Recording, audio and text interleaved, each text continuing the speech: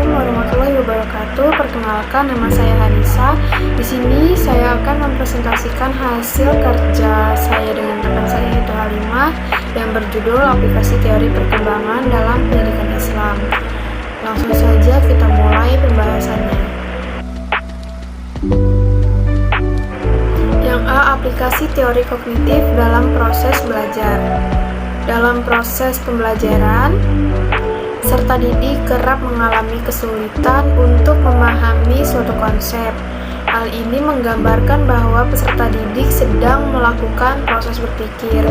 Dalam ranah pendidikan, guru diharuskan memiliki kemampuan intelektual seperti penguasaan materi pelajaran, pengetahuan cara mengajar, cara mendidik peserta didik, dan sebagainya. Yang pertama, teori perkembangan kognitif Piaget. Piaget memandang bahwa anak memainkan peran aktif dalam menyusun pengetahuannya mengenai realitas kehidupan di sekeliling mereka. Selain itu, Piaget berpendapat bahwa anak-anak melakukan adaptasi dengan cara menginterpretasikan objek yang mereka amati di sekelilingnya. Contohnya, ketika anak sedang mengamati ciri-ciri dan fungsi mainan, benda-benda yang di rumah, dan objek di luar rumah. Ini membuktikan bahwa anak tidak hanya menerima informasi dan rangsangan. Yang kedua, implikasi teori kognitif Piaget pada proses pembelajaran. Implikasi teori Piaget dalam pembelajaran adalah saat kita sebagai pendidik memperkenalkan informasi yang melibatkan peserta didik dalam menggunakan konsep-konsep, memberikan waktu pada peserta didik menemukan ide-ide dengan pola berpikir formal.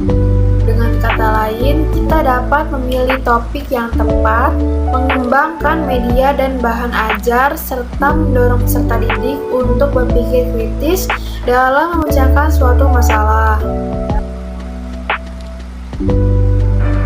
Yang B. Melibatkan peserta didik untuk lebih aktif. Proses pembelajaran membutuhkan konstruksi pengetahuan yang aktif. Peserta didik harus terlibat secara aktif dalam proses pembelajaran. Dengan kata lain, proses belajar mengajar harus lebih mengutamakan peran peserta didik untuk berinisiatif dan aktif. Ketika peserta didik terlibat, proses pembelajaran akan jadi lebih efektif dan peserta didik melihat berdasarkan dirinya sendiri.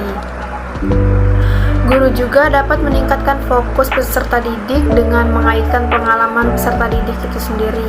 Contohnya, guru dapat mengajak peserta didik untuk ikut berdiskusi isu-isu terkini, misalnya tentang dampak wabah COVID-19 terhadap proses belajar peserta didik. Contohnya, yang pertama, mengetahui kemampuan setiap peserta didik. Yang kedua, menstimulasi peserta didik dengan ide-ide kreatif. Yang ketiga, mengetahui kebutuhan peserta didik. Yang empat, kategorisasi materi. Yang kelima, peran kurikulum. Dan yang keenam, memberikan asesmen yang tepat sasaran. Yang ketujuh, meningkatkan retensi peserta didik.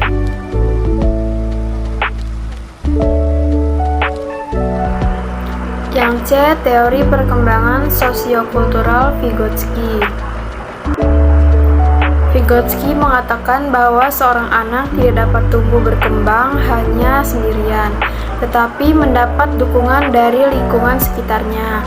Lingkungan di sini bukan hanya dari keluarga dan orang tua, melainkan juga lingkungan ketika anak tersebut tumbuh berkembang. Untuk meningkatkan dan memaksimalkan kemampuan anak, perlu adanya interaksi sosial dari lingkungan sekitar. Berarti anak harus sering kita ajak berdiskusi, diberikan contoh, diberi tantangan, dan diberi saran oleh orang di sekelilingnya. Itu saja materi yang bisa saya sampaikan. Materi selanjutnya akan dibahas oleh rekan saya yaitu Halimah. Dan implikasi teori kognitif Vygotsky pada proses pembelajaran.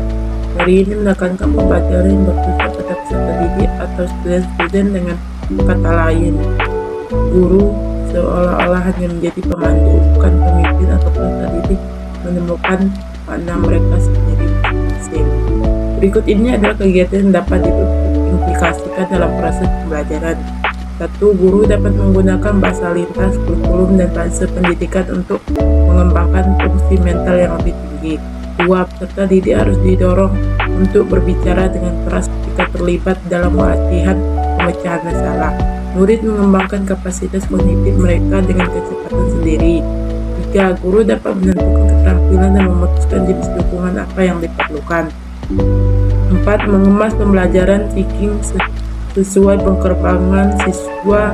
Guru hendaknya terampil menguraikan tugas dan menyesuaikan metode presentasi. 5. Guru merancang tugas kolaboratif untuk mendorong pembelajaran kooperatif. Perkembangan kurikulum dan pembelajaran yang sesuai dengan perkembangan peserta didik. Dalam pelaksanaan kurikulum 2013, ada beberapa metode yang dapat diterapkan dan digunakan untuk proses pembelajaran, di antara lainnya metode 1. Bermain, 2. Praktik, 3.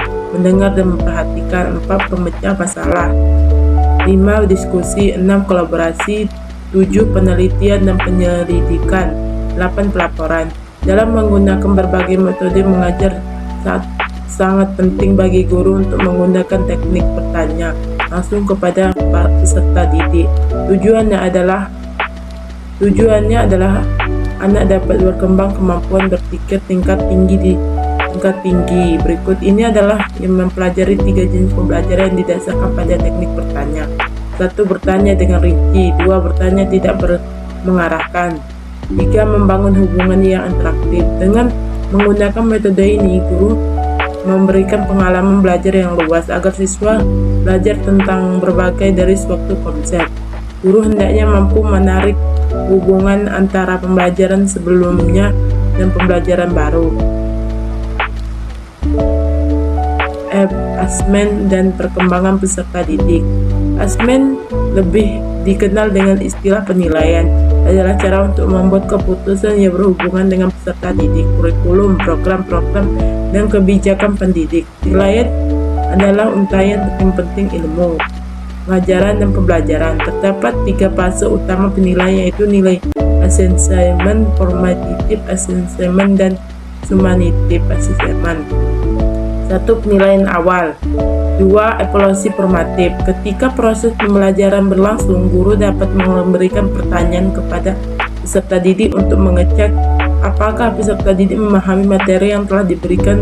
Penilaian formatif memiliki karakteristik berikut. Pertama, penilaian bersifat memberi hasil yang objektif. 2. Sering dilakukan tetapi sifatnya informal. 3. Memberikan petunjuk kepada peserta didik dan guru agar proses pembelajarannya selanjutnya bermakna. 4. Merupakan bagian kecil dari proses pembelajaran yang sedang berlangsung. 3. Evaluasi summatif atau summative assessment. Penilaian summatif memiliki karakteristik berikut. A. Penilaiannya bersifat final. B. Biasanya berada di penghujung program belajar. 3. Menilai peserta program.